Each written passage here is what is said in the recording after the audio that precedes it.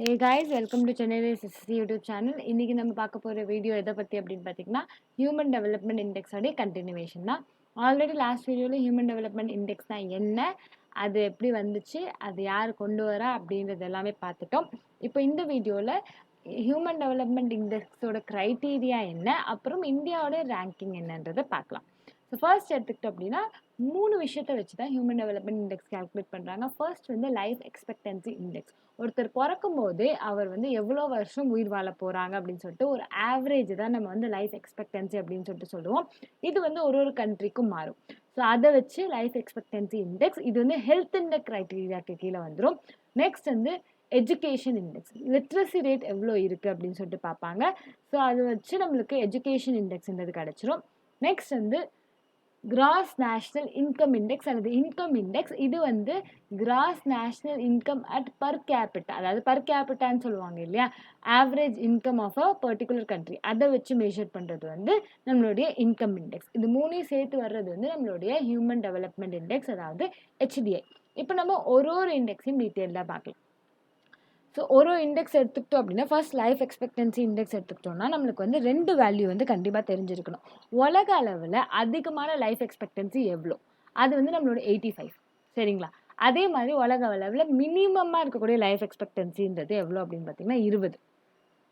So இப்போது நம்ம ஒரு நாட்டோட லைஃப் எக்ஸ்பெக்டன்சி இண்டெக்ஸ்ன்றது கால்குலேட் பண்ண போகிறோம் அப்படின்னா நம்ம லைஃப் எக்ஸ்பெக்டன்சி அந்த கண்ட்ரியோடது எவ்வளோ இருக்குது, அதில் இருந்து மினிமம் லைஃப் எக்ஸ்பெக்டன்சியை மைனஸ் பண்ணிவிட்டு divided by maximum minus minimum. அதாவது ஃபார் எக்ஸாம்பிள் இப்போ ஒரு கண்ட்ரியோட லைஃப் எக்ஸ்பெக்டன்சின்றது வந்து 55 இருக்குது அப்படின்னா அதுலேருந்து 20 மைனஸ் பண்ணிவிட்டு டிவைடட் பை 85 மைனஸ் 20 அப்படின்னா நம்மளுக்கு கிடைக்கிறது எவ்வளோ, 35/65. ஸோ இது வந்து லைஃப் எக்ஸ்பெக்டன்சி இண்டெக்ஸ் அப்படின்னு சொல்லிட்டு சொல்லுவோம். ஸோ இது வந்து ஆப்வியஸ்லி பாயிண்டில் தான் வரும். இதோட மேக்ஸிமம் வேல்யூ 1, அது எப்போ இருக்கும் அப்படின்னு பார்த்தீங்கன்னா when the life expectancy at birth is 85. அதே மாதிரி மினிமம் வேல்யூ 0, அது எப்போ இருக்கும் when the life expectancy is 20. ஏன்னாங்க 20 minus 20 0 ஆயிருமா, 0 டிவைடட் பை எனிதிங் இஸ் 0. அதே மாதிரி 85 minus 20, 85 minus 20 will be same, அதனால வந்து 1. ஸோ இது வந்து லைஃப் எக்ஸ்பெக்டன்சி இண்டெக்ஸ். நெக்ஸ்ட் என்ன அப்படின்னு பார்த்தீங்கன்னா எஜுகேஷன் இண்டெக்ஸ். எஜுகேஷன் இண்டெக்ஸுக்கு கீழேயே வந்து 2 இண்டெக்ஸ் இருக்குது. ஒன்று வந்து mean years of schooling index, இது வந்து அபவ் 25 இயர்ஸ் ஆஃப் ஏஜ் அவங்களுக்கு இருக்கிறது வந்து mean years of schooling index. ரெண்டாவது வந்து expected years of schooling index, இது வந்து 25 இயர்ஸ்க்கு கீழே இருக்காங்க இல்லையா, அவங்களுக்காக கால்குலேட் பண்ணக்கூடிய இண்டெக்ஸ். ஸோ இது ரெண்டோடைய ஆவரேஜ் தான் நம்ம என்ன சொல்லுவோம்னா எஜுகேஷன் இண்டெக்ஸ் அப்படின்னு சொல்லிட்டு சொல்லுவோம். ஸோ இப்போ mean years of schooling and expected years of schooling இண்டெக்ஸை எப்படி கால்குலேட் பண்ணுறாங்க அப்படின்னு சொல்லிட்டு பார்த்துடலாம்.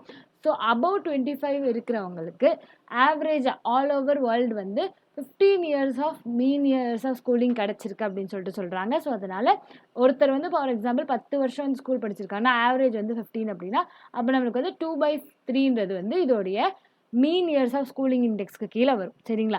அதே மாதிரி எக்ஸ்பெக்டட் இயர்ஸ் ஆஃப் ஸ்கூலிங், ஒரு கண்ட்ரிக்கு வந்து எக்ஸ்பெக்டட் இயர்ஸ் ஆஃப் ஸ்கூலிங்கிறது வந்து 18 டிவைட் பண்ணதுக்கப்புறம் நம்மளுக்கு கிடைக்கும். ஏன்னா வந்து ஜென்ரலாகவே ஆல் ஓவர் தி வேர்ல்டு ஒருத்தர் வந்து ஸ்கூல் முடிச்சுட்டு வெளில வராங்க அப்படின்னா ஒரு 18 இயர்ஸ் தேவைப்படுது அப்படின்ற மாதிரி சொல்கிறாங்க.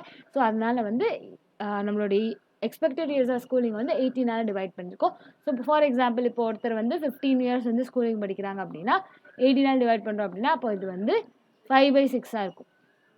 ஸோ இப்போ இது ரெண்டையும் ஆட் பண்ணிவிட்டு அதாவது 2/3 + 5/6 அப்படின்னா எவ்வளோ வரும், திஸ் வில் பி 4 + 5/6 9/6, அதாவது 3/2, சரிங்களா. ஸோ இது எவ்வளோ வருது, நம்மளுடைய ரெண்டையும் ஆட் பண்ணுறதுக்கான வருது. இது ரெண்டையும் ஆட் பண்ணிட்டு நம்ம என்ன பண்ணணும் அப்படின்னு பார்த்தீங்கன்னா இது 1.5 டிவைடட் பை 2 அப்படின்னு சொல்லிட்டு போடுவோம். 3/2 டிவைடட் பை 2, ஏன்னா ஆவரேஜாக எடுக்கணும் இல்லையா. ஸோ எஜுகேஷன் இண்டெக்ஸ் கால்குலேட் பண்ணுறப்போ இது வந்து 1.5 வருதா, 1.5 டிவைடட் பை 2 தான் வந்து, அதாவது 0.75 தான் நம்மளுக்கு என்னவா வரும், இந்த எஜுகேஷன் இண்டெக்ஸ்க்கான வேல்யூ வரும் ஃபார் திஸ் கிவன் ஐட்டம். இதே மாதிரி வந்து ஒரு இண்டெக்ஸ்க்கு வந்து நம்ம கால்குலேட் பண்ணுவாங்க, ஒரு கண்ட்ரிக்கும் நம்மளுக்கு எஜுகேஷன் இண்டெக்ஸ் கால்குலேட் பண்ணுவாங்க. இதுலேயும் வந்து மினிமம் வந்து 0, மேக்ஸிமம் வந்து 1. நெக்ஸ்ட் என்ன அப்படின்னு பார்த்தீங்கன்னா இன்கம் இண்டெக்ஸ். இன்கம் இண்டெக்ஸ் வந்து நம்மளோட ஹெல்த் இண்டெக்ஸ் மாதிரி தான்.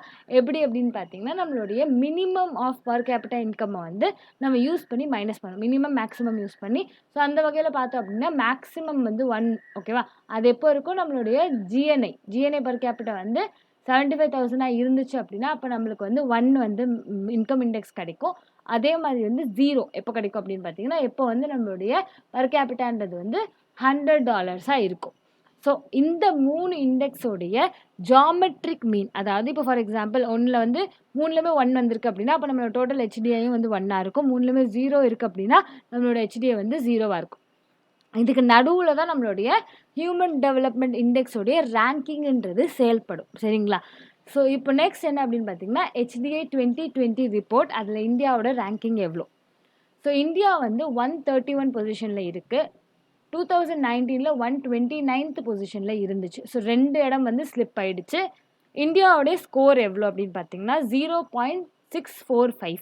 ஸோ இந்தியாவை பொறுத்த வரைக்கும் it is a middle developed country, medium developed country. ரொம்ப ஹை டெவலப்மெண்ட்டும் கிடையாது, ரொம்ப லோ டெவலப்மெண்ட்டும் கிடையாது. நெக்ஸ்ட் என்ன அப்படின்னு பார்த்தீங்கன்னா, இந்த இண்டெக்ஸை வந்து யார் டாப் பண்ணியிருக்கா அப்படின்னா நார்வே.